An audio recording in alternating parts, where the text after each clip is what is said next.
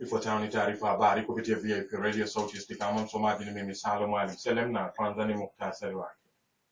Bismillahirrahmanirrahim. Meneja ya biashara wa petroli wa mamlaka ya udhibiti wa nishati na maji EWURA kutwa amekufa hotelini katika mazingira ya kutatanisha muda mfupi baada ya kuwasili jijini Dar es Salaam akitoka Dodoma ambako alihojiwa na kamati ya bunge ya bajeti. Vyama vitatu vinavyounda umoja katiba ya wananchi UKAWA vimesema havitasusia uchaguzi mkuu wa mwaka 2015 hata kama Chama cha Mapinduzi CCM na wabunge wa bunge maalum la katiba wataamua kupitisha rasimu ya katiba mpya isiyo sahihi. Umoja wa Ulaya umeeleza wasiwasi wake hapo jana juu ya matukio yanayotokea nchini Libya baada ya makundi yenye silaha kulishambulia bunge mjini Tripoli na kituo cha jeshi la angani mashariki mwa nchi hiyo. Habari kamili. Dar es Salaam. Meneja ya biashara wa petroli wa mamlaka ya udhibiti wa nishati na maji EWURA amekutwa amekufa hotelini katika mazingira ya kutatanisha muda mfupi baada ya kuwasili jijini Dar es Salaam akitoka Dodoma ambako alihojiwa na kamati ya bunge ya bajeti.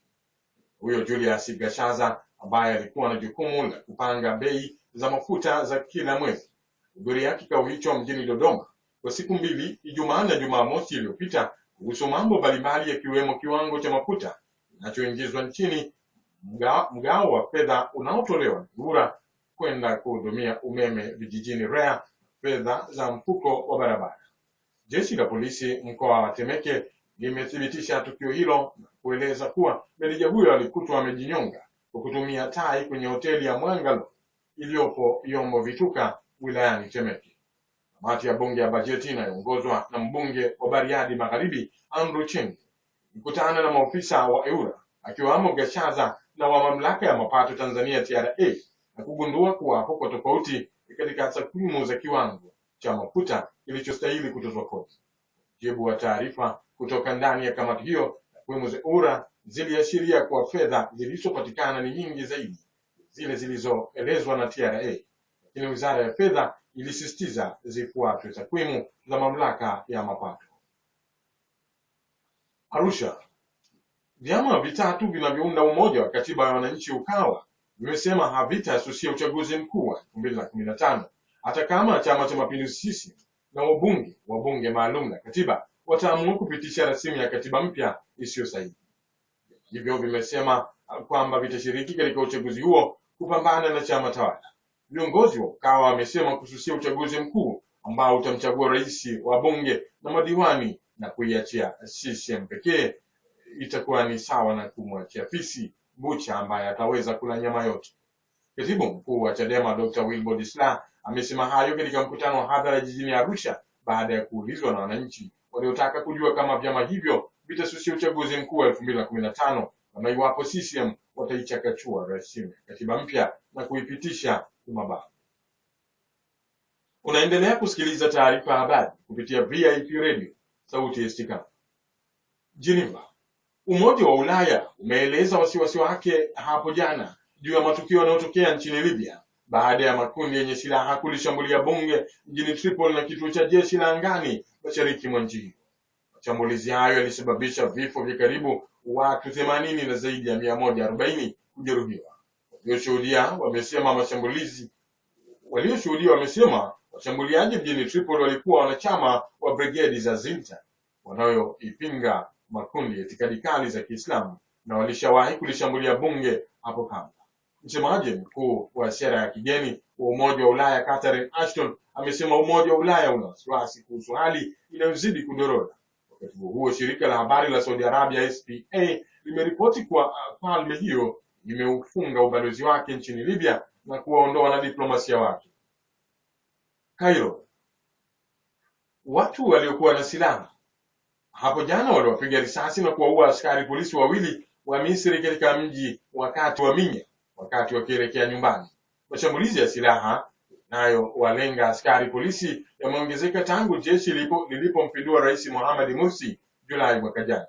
Wizara ya ndani ya Misri imesema askari hao wawili walikuwa kwenye pikipiki walipigwa risasi na kufariki katika barabara kuu kutoka Minya kwenda Alsie. Jambo hilo limekuja siku chache kabla ya uchunguzi wa rais wa Mei 26 hadi 27 ambao mkuu wa zamani wa majeshi Abdel Fattah al-Sisi aliyempindua Mursi anapewa nafasi kubwa ya kushinda. Mnamo mwezi uliopita, mahakama mjini Minya ilisababisha malalamiko kutoka sehemu mbalimbali duniani baada ya kuwahukumu adhabu ya kifo wafuasi wapatao 700 wa Mursi kufuata usikilizaji haraka wa kesi dhidi yao, ikiwatuhumu kwa majaribio ya mauaji na mauaji ya polisi mjini Minya Agosti mwaka jana. Na hatimaye Gaza. Msafara wa misaada ya kibinadamu umewasili katika ukanda wa Gaza unaozingirwa na Israel kama sehemu ya jitihada za kuvunjwa mzingiro huo uliowekwa na Tel Aviv dhidi ya eneo hilo la Palestina. Msafara huo huitwa The Miles of Smiles 27 umewasili ukanda wa Gaza kupitia kivuko cha Misri cha Rafah, huku ukiwa umebeba vifaa vya tiba na misaada ya kibinadamu. Shahad al-Bazi, mwandamizi wa msafara huo, amesema wanaandamana na wanaharakati kutoka Algeria na Jordan kwamba wamekwenda huko kutokana na furaha ya kufikiwa makubaliano ya umoja wa kitaifa ya Palestina. Huo una wanaharakati 25 na watabakia katika ukanda wa Gaza kwa siku 3 ambapo watakutana na maofisa wa eneo hilo na kutembelea maeneo tofauti. Utawala wa Kizayuni wa Israel unazingira ukanda wa Gaza tangu Juni 2007, hatua ambayo imepelekea Wapalestina wa eneo hilo kukabiliwa na matatizo makubwa na kuishi katika mazingira magumu. Kabla ya kumaliza taarifa ya habari, tusikilize tena muktasari wake.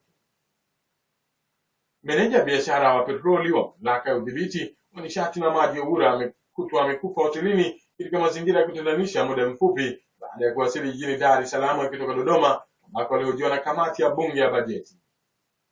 Vyama vitatu vinavyounda umoja wa katiba wa wananchi UKAWA vimesema havitasusia uchaguzi mkuu wa mwaka 2015 hata kama Chama cha Mapinduzi bunge wa bunge maalum la katiba wataamua kupitisha rasimu ya katiba mpya isiyo sahihi.